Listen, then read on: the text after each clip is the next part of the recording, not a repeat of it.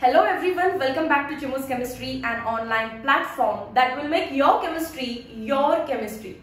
Green and nano chemistry, polymer chemistry, त्यानंतर आपला third chapter आहे आता बायोमॉलिक्युल्स. बायोमॉलिक्युल्स मध्ये आपण करायचे दोन पार्ट्स. पहिला आहे कार्बोहायड्रेट्स आणि दुसरा आहे पोस्ट कार्बोहायड्रेट्स. कार्बोहायड्रेट्स नंतर आपल्याला बघायचे असतात प्रोटीन्स, एन्झाइम्स आणि न्यूक्लिक ऍसिड म्हणजेच डीएनए अँड आरएनए. कार्बोहायड्रेट्स वरती आपण 10 क्वेश्चन्स बघू अँड पोस्ट कार्बोहायड्रेट्स वरती 10 क्वेश्चन. टोटल 20 क्वेश्चन आहेत बट अगदी इझी आहेत. हे इझी क्वेश्चन एकदा तुम्ही लर्न केले की तुम्हाला समजणार पण नाही की कधी तुमचा अख्खा चॅप्टर लर्न झालेला आहे. सो सगळ्यात पहिल्यांदा माझं अनालिसिस हे सांगतं की बायोमॉलिक्युल्स हा चॅप्टर हे नॉन बायो स्टुडंट सगळे स्किप करतात. म्हणजे ज्यांचा प्युअर पीसीएम ग्रुप आहे ते या चॅप्टरला स्किप करतात. पण स्किप करण्यासारखा हा चॅप्टरच नाहीये, अतिशय हिंट आणि ट्रिक्सनी भरलेला आहे. मी क्वेश्चन्स या व्हिडिओमध्ये सांगतेय आणि जर तुम्हाला आन्सर्स हवे असतील तर मला चॅट सेक्शन मध्ये सगळ्यांनी कमेंट करून सांगायचं आहे. Once I get couple of comments आणि मला असं वाटतंय की हा याची गरज आहे तर आपण याचे आन्सर्स आणि स्ट्रक्चर्स कसे लक्षात ठेवायचे याची ट्रिक सुद्धा लवकरच रेकॉर्ड करू. So without wasting time let us start with question number 1. Define carbohydrates. कार्बोहायड्रेट्सची definition as it is textbook मध्ये आहे. 3 वर्ड्स व्यवस्थित लक्षात ठेवा.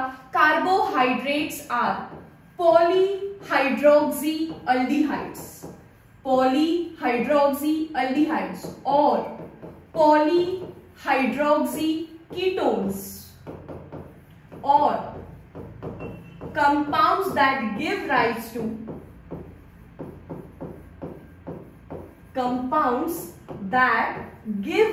to such units on hydrolysis.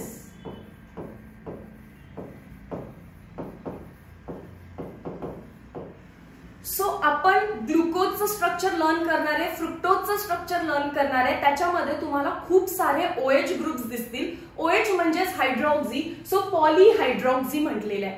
आणि मेन फंक्शनल ग्रुप दिसेल अल्डिहाइड किंवा कीटोन. सो पॉलीहायड्रॉक्झी अल्डिहाइड्स और polyhydroxy ketones are nothing but carbohydrates. पण सुक्रोज पण तर कार्बोहायड्रेटच आहे. सुक्रोजला पाण्यात टाकल्यावर तो ब्रेक कशामध्ये होतो? Glucose and fructose. सो असे युनिट्स की जे पाण्यात टाकल्यानंतर ग्लुकोज, फ्रुक्टोज म्हणजेच पॉलीहायड्रॉक्झी अल्डिहाइड किंवा कीटोन देतात त्यांना सुद्धा आपण कार्बोहायड्रेट्सच म्हणणार आहे. सो हे तिन्ही वर्ड्स आले पाहिजे, तिन्ही स्टेटमेंट आले पाहिजेत. पहिलं polyhydroxy aldehyde, second polyhydroxy ketone, third compounds that give rise to such units on hydrolysis are called as carbohydrates. Okay, optional नाहीये हे. और जरी लिहिलं असेल तरी तुम्हाला सर्व डेफिनेशन मध्ये लिहून यायचं आहे. नेक्स्ट आहे question number 2. Draw chart for classification of carbohydrates.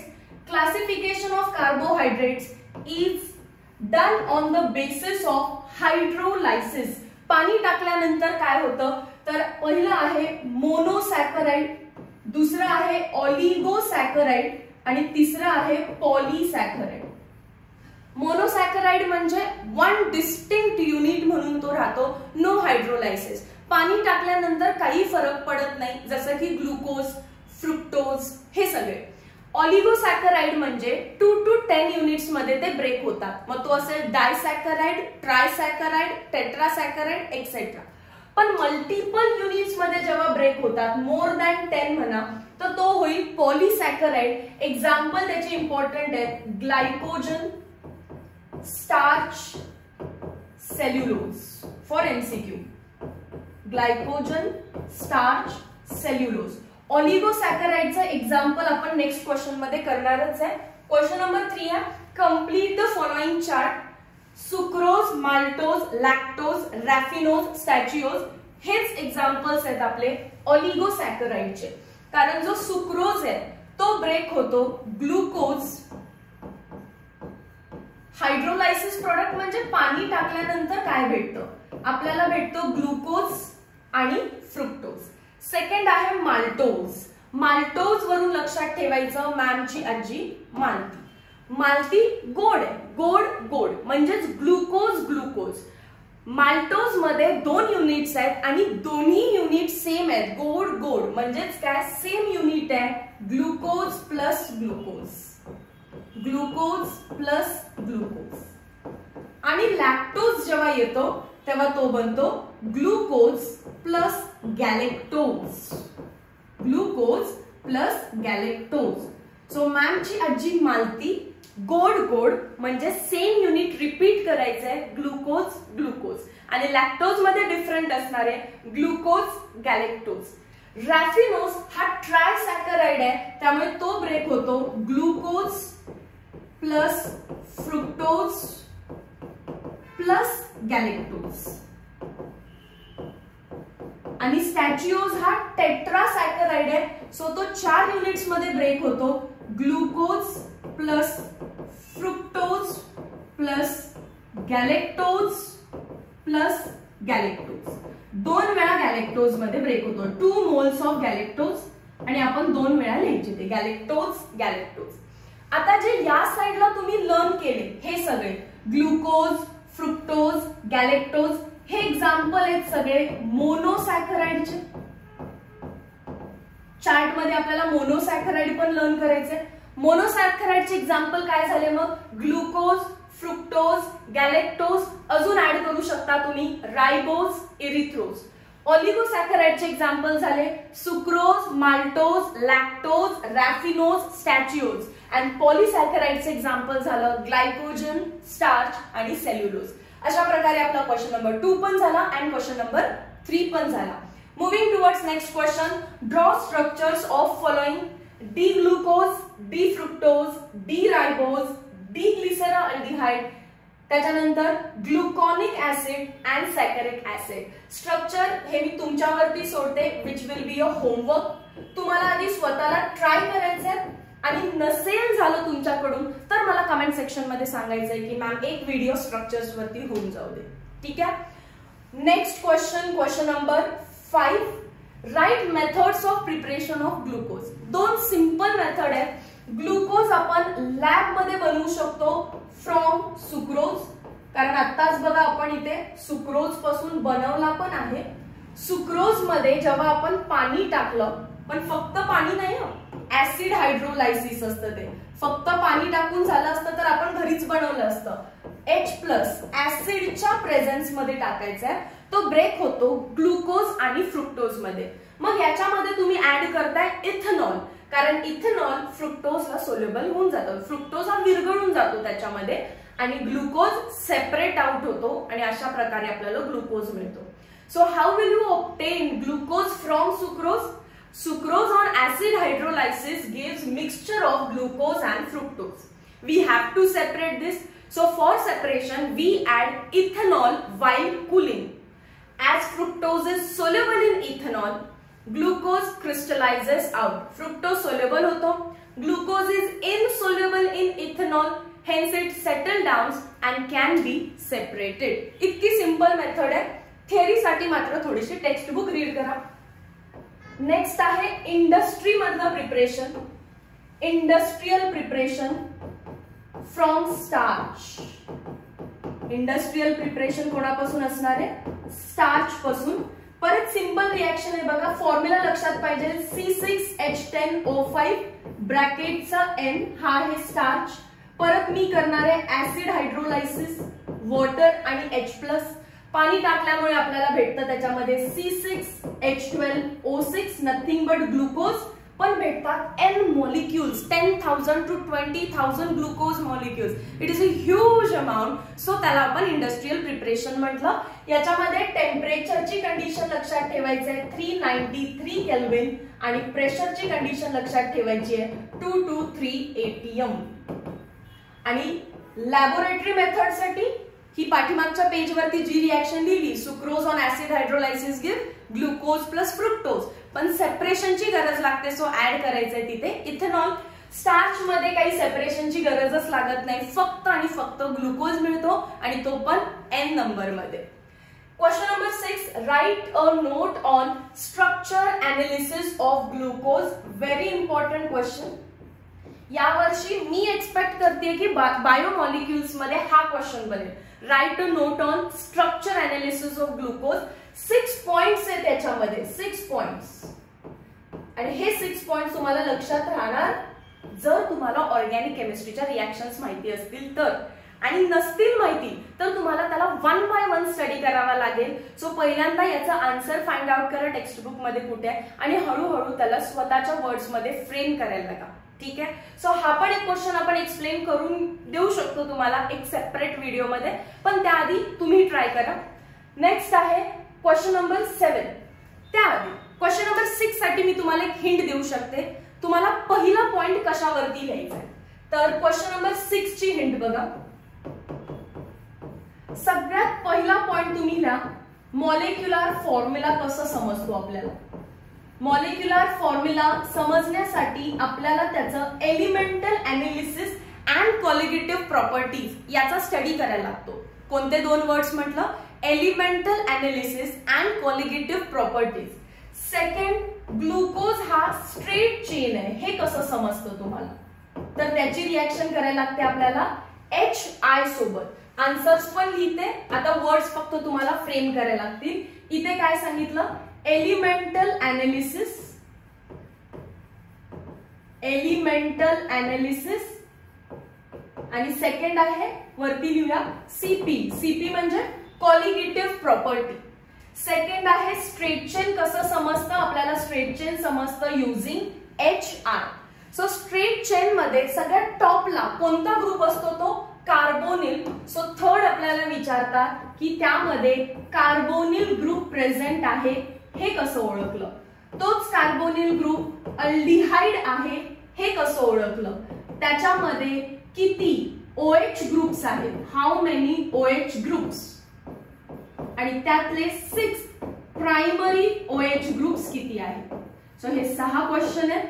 ज्याला स्ट्रक्चर पार्ट आहे ना ग्लुकोजचं, डी ग्लुकोजचं, त्याला हे आन्सर काहीच अवघड नाहीये, कारण त्याला माहिती आहे सगळ्यात पहिल्यांदा मॉलिक्युलर फॉर्म्युला सांगायचा आहे, परत स्ट्रेट चेन, मग वरती जायचं कार्बोनिल, तोच कार्बोनिल अल्डिहाइड आहे, राईट राईट लेफ्ट राईट मध्ये OH आहेत, किती आहेत, 5 आहेत, आणि सगळ्यात खालचा जो आहे तो प्रायमरी आहे. सो जसं तुम्ही स्ट्रक्चर काढायला शिकलाय अगदी तसंच तुम्हाला आन्सर सांगायचं आहे. But let me know in again chat section जर तुम्हाला याचा आन्सर माझ्याकडून हवं असेल तर. कार्बोनिल मध्ये आपण लक्षात ठेवायचं HCl, अल्डिहाइड आहे हे समजण्यासाठी bromine water taste which is oxidizing agent. OH group समजण्यासाठी ऍसिटिक अनहायड्राइड. MCQ सॉल्व्ह होतील बघा याच्यातून तुम्हाला. आणि प्रायमरी OH आपल्याला समजतो डायल्यूट नायट्रिक ऍसिड. हे 6 पॉइंट तुम्हाला 1 मार्क मध्ये एक करून विचारू शकतात, किंवा 4 मार्क मध्ये यातले कुठलेही 4 विचारू शकतात, किंवा MCQ मध्ये विचारू शकतात. सो क्वेश्चन तर इम्पॉर्टंट आहे नक्कीच. Question number 7, draw the structures of following. Again structures हा तुमचा होमवर्क असणार आहे, आधी तुम्हाला करावं लागेल. तुम्हाला नाही आलं तर मी चॅट सेक्शन मध्ये पाहून तुम्हाला हेल्प आउट करू शकते. Question number 8, complete the following chart. Sucrose, maltose, lactose, they are disaccharides because they break into 2 units. Hydrolysis product तर तुम्हाला माहिती आहे, सुक्रोजचा ग्लुकोज फ्रुक्टोज, माल्टोजचा ग्लुकोज ग्लुकोज, लॅक्टोजचा ग्लुकोज गॅलेक्टोज. ऑलरेडी लिहिलेले सो मी टिक करते. एन्झाईम, सुक्रोज मध्ये एन्झाईम वापरतात इन्व्हर्टेज, तर माल्टोज मध्ये वापरतात माल्टेज, आणि लॅक्टोज मध्ये वापरतात lactase. Lactose lactase, maltose maltase. Sucrose फक्त आहे इन्व्हर्टेज, कारण सुक्रोजलाच इन्व्हर्ट शुगर असं सुद्धा म्हणतात. Sucrose is also called as invert sugar. Invert sugar म्हणून एन्झाईमचं नाव काय दिलं त्यांनी, इन्व्हर्टेज. नेक्स्ट आहे लिंकेज. आता लिंकेज मध्ये इथे जो ग्लुकोज प्लस फ्रुक्टोज आहे हे एकमेकांशी कसे कनेक्टेड आहेत, तर अल्फा डी ग्लुकोपायरॅनोज बीटा डी फ्रुक्टोफ्युरॅनोज ला कनेक्टेड आहे 1,4 या पोझिशनला. सो लिंकेज झाली अल्फा बीटा 1,4 ग्लायकोसायडिक लिंकेज. इथे ग्लुकोजच ग्लुकोज सोबत अटॅच्ड आहे. सो ग्लुकोज कोणता वापरलाय आपण, अल्फा डी ग्लुकोपायरॅनोज, तो अटॅच्ड आहे 1,4 ग्लायकोसायडिक लिंकेजनी. आणि इथे पहिला गॅलेक्टोज म्हणा, आणि दुसरा काय म्हणणार तुम्ही ग्लुकोज. पहिला गॅलेक्टोज लिहिताना तुम्ही कसंही लिहू शकता, बट लिंकेजच्या वेळी पहिलं गॅलेक्टोज ड्रॉ करायचं, कारण beta D galactose beta D ग्लुकोजला 1,4 ग्लायकोसायडिक लिंकेजनी अटॅच्ड आहे. एखाद्याला लिंकेज एक्झॅक्टली काय आहे ते माहिती असेल, एखाद्याला ते लर्न करावं लागेल, सो तुम्ही लर्निंगला लागा. Alpha beta 1,2 alpha 1,4 beta 1,4. Structure परत हा झाला तुमचा होमवर्क. आणि हा होमवर्क कधी होणार आहे सांगते. हे तुम्हाला डिफिकल्ट वाटत असेल तर पहिल्यांदा हा होमवर्क करण्याची गरज आहे. Question number 7. क्वेश्चन नंबर 7 झाला ना, मग तुम्ही हे मोठे मोठे स्ट्रक्चर आरामात काढू शकता. पहिला क्वेश्चन नंबर 7 कसा लक्षात ठेवायचा आहे त्याची ट्रिक तुम्हाला माहिती आहे का ते बघा. क्वेश्चन नंबर 9 त्याच्या आधी note, you can write a short note with the help of these point. Write a short note on sucrose. पहिला पॉइंट सुक्रोजचा मॉलिक्युलर फॉर्म्युला, दुसरा पॉइंट हायड्रोलायसिस प्रोडक्ट, तिसरा पॉइंट एन्झाइम, चौथं लिंकेज, पाचवं स्ट्रक्चर. असे तिन्ही शॉर्ट नोट तुमच्या complete होऊ शकतात. Question number 9 name glycosidic linkage present in cellulose. एवढाच क्वेश्चन आहे, याला पुढचं कट करा. Because cellulose is made up of 2 units. पहिलं आहे अमायलोज आणि दुसरा आहे अमायलोपेक्टिन. सो आपल्याला अमायलोज अँड अमायलोपेक्टिनचे ग्लायकोसायडिक लिंकेजेस लर्न ठेवायचे. अमायलोज मध्ये आहे अल्फा 1,4 ग्लायकोसायडिक लिंकेज. अमायलोपेक्टिन मध्ये 2 आहेत, अल्फा 1,4 पण आहे आणि अल्फा 1,6 पण आहे. सो परत स्ट्रक्चर माहिती असतील तर लिंकेज पटकन लक्षात राहतात, पण ज्याला स्ट्रक्चर माहित नाहीये त्याने एक तर स्ट्रक्चर लर्न करा नाहीतर लिंकेज लर्न करा.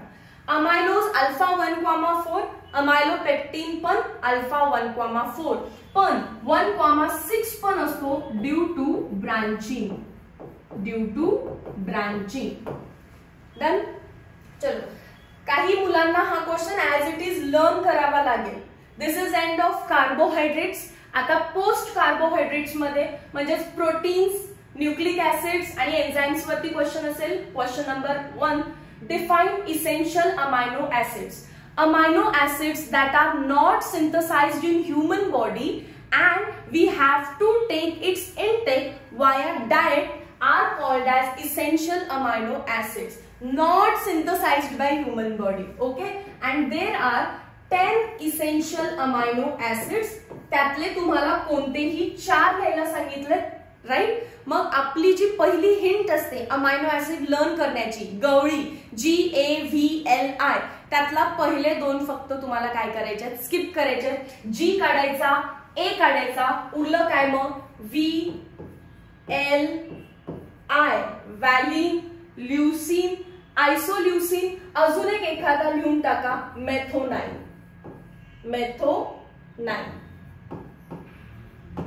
Question number 2, draw structure of following alpha amino acid: glycine, alanine, valine, leucine, isoleucine, aspartic acid, glutamic acid. सगळ्यांना हिंट आहे, हिंट वरून तुम्हाला लर्न करायचे. आणि हिंट कुठे बघू मग मॅम आम्ही, तर अपलोड होत आहे उद्या मॉर्निंगला 9 AM बायोमॉलिक्युल्स चॅप्टर 1 शॉट. त्याच्यामध्ये तुम्हाला याचे हिंट्स मिळून जातील. Question number 3, write difference between fibrous and globular protein. छानसे पॉइंट लिहायचे. फायबरस प्रोटीन एलॉंगेटेड असतात तर ग्लोब्युलर प्रोटीन कॉइल लाईक असतात. सेकंड पॉइंट मध्ये लिहायचं हा शेप का आहे.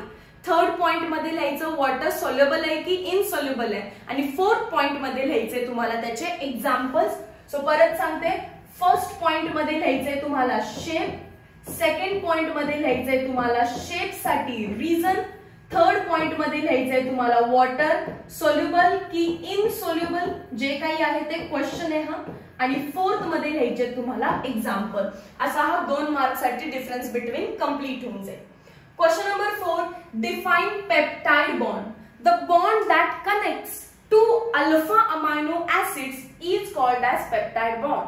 The bond that connects 2 alpha amino acids are called as peptide bond. What is denaturation of protein? Denaturation of protein means changing the molecular shape of protein. जर fibrous protein असेल तर त्याचा elongated म्हणजे sorry जर fibrous protein असेल तर त्याचं globular protein करा, ग्लोब्युलर प्रोटीन असेल तर मग त्याचं तुम्ही फायबरस प्रोटीन करा, म्हणजे शेप चेंज करू शकताय without breaking the primary structure of peptide bond. Peptide bond न ब्रेक करता शेप चेंज होणं म्हणजेच डिनॅच्युरेशन ऑफ प्रोटीन. दोन्हीच्या डेफिनेशन टेक्स्ट बुक मधून लर्न करायचे आहेत. मी फक्त डेफिनेशन सांगतेय, मीनिंग सांगतेय डेफिनेशनचं. डिनॅच्युरेशन म्हणजे काय? प्रोटीन मॉलिक्युलचा मॉलिक्युलर शेप बदलणं without breaking the primary peptide structure. Question number 5, write a short note on enzyme catalyst lock and key model. अतिशय इझी आन्सर आहे, टेक्स्ट बुक मध्ये आहे किंवा कोणत्याही डायजेस्ट अँड गाईड मधून तुम्ही हे करा. हे इम्पॉर्टंट आहे, हे इम्पॉर्टंट आहे. 3 मार्कच्या किंवा 2 मार्कच्या क्वेश्चन मध्ये this is important. Question number 6, write a short note on double helix structure of DNA. कोणतंही डायजेस्ट घ्या किंवा कोणतंही तुम्ही टेक्स्ट बुक तर आपला महाराष्ट्र स्टेट बोर्डचं रीड करतच आहात, त्यामध्ये याचा आन्सर असतंच. पण तुम्हाला त्यातून काही समजत नसेल तर कोणतंही डायजेस्ट किंवा मग तुम्ही रिलायबल पेरिस घ्या किंवा 21 मोस्ट लाईकली घ्या, anything that is available in market. आणि या दोन्हीचे आन्सर्स मात्र तुम्हाला लर्न करायचेच आहेत. इम्पॉर्टंट आहे, तितकंच इम्पॉर्टंट आहे structure analysis of glucose. Question number 7 आहे, draw structure of DAMP. This is only for topper students, toppers only. बाकी सगळ्यांनी हा क्वेश्चन करायची गरज नाहीये, कारण स्ट्रक्चर मोठं आहे, त्या स्ट्रक्चरला हिंट आहे, पण हिंट साठी भरपूर गोष्टी लक्षात ठेवायला लागतात. So this is only for toppers. टॉपर्सना माहिती आहे हे नेमकं काय करायचंय. Question number 8, define nucleotide and define nucleoside. Nucleotide, tide मध्ये टी असतो ना, म्हणून it is made up of 3 things, sugar, nitrogen base, phosphate. आणि न्यूक्लियोसाइड मध्ये एस आहे ना, एस म्हणजे सेकंड, सेकंड म्हणजे 2. तर त्याच्या 2च गोष्टी आहेत, एक आहे शुगर आणि दुसरा आहे एन बेस, म्हणजे फॉस्फेटला इथून कट करायचा, फॉस्फेट इथे नसणार आहे. Question number 9, mention the base pairing in DNA. डीएनएचं बेस पेरिंग एमसीक्यू मध्ये विचारू शकतात. डीएनएचं बेस पेरिंग आहे ATGC, A double bond T, G triple bond C, while RNA आहे AUGC, A double bond U, G triple bond C. Very important, MCQ मध्ये येईल किंवा 1 सेंटेन्स मध्ये येईल. Question number 10, define zwitterion. Dipolar ion किंवा dipolar molecule is called as zwitter ion. Dipolar alpha amino acid असेही चालतं, is called as zwitter ion. आणि ॲलनाइन ह्या स्ट्रक्चरचा ज्विटर आयन तुम्हाला बनवायचा आहे. ठीक आहे. सो ज्विटर आयन कसा बनतो ॲलनाइनचा, थोडस आपण इथे बघूया. ॲलनाइनचं स्ट्रक्चर कसं असतं नेमकं. हे असं प्लस साइन, इकडे असतो COOH, इकडे असतो NH2, वरती असतो H आणि खाली असतो CH3. स्ट्रक्चर मॅम तुम्हाला कसं पाठ आहे, तर माझ्याकडे हिंट्स आहेत, त्या हिंटने मी पाठ केलं. ज्या हिंट्स मी तुम्हाला 1 शॉट लेक्चर मध्ये सांगून दिलेल्या आहेत. हे डन. आता याच्यामध्ये काय करायचं, ऍसिडला त्याचं काम करू दे, म्हणजे तो H+ डोनेट करेल तर त्याच्यावरती चार्ज येईल मायनस, आणि तो H घेणार कोण आहे, NH3. ज्याने घेतला तो काय करेल, प्लस. एकाच मॉलिक्यूल मध्ये प्लस चार्ज असणं आणि मायनस चार्ज असणं आपण त्याला म्हणतो dipolar ion. And this is nothing but zwitterion of alanine. So these were all 20 questions. आपण बायोमॉलिक्युल्स या चॅप्टरला 2 पार्ट मध्ये डिवाइड केलं. पहिलं आहे कार्बोहायड्रेट्स आणि दुसरं आहे पोस्ट कार्बोहायड्रेट्स. कार्बोहायड्रेट्स मध्ये तुम्हाला काय करायचंय, मेन स्ट्रक्चर्स करा. जे 2 क्वेश्चन्स आपण स्ट्रक्चरल होमवर्क दिलेले आहेत ते करा. आणि नंतर पोस्ट कार्बोहायड्रेट्स मध्ये हे 2 इम्पॉर्टंट थेरी आन्सर्स आहेत. सगळे करायचेच आहेत, पण याला तुम्ही स्किप करू नका. आता अख्खा चॅप्टर करण्याऐवजी स्मॉल स्मॉल स्मॉल क्वेश्चन्स बनवले, आणि ह्यात पण जर तुम्ही चूजी बनला की हा करतो हा नाही करत, तर मार्क्स येणार नाहीये. तुम्हाला सगळे क्वेश्चन्स तेवढ्याच ताकदीने करावे लागणार आहेत. Meet you in next video lecture. Till then, thank you so much.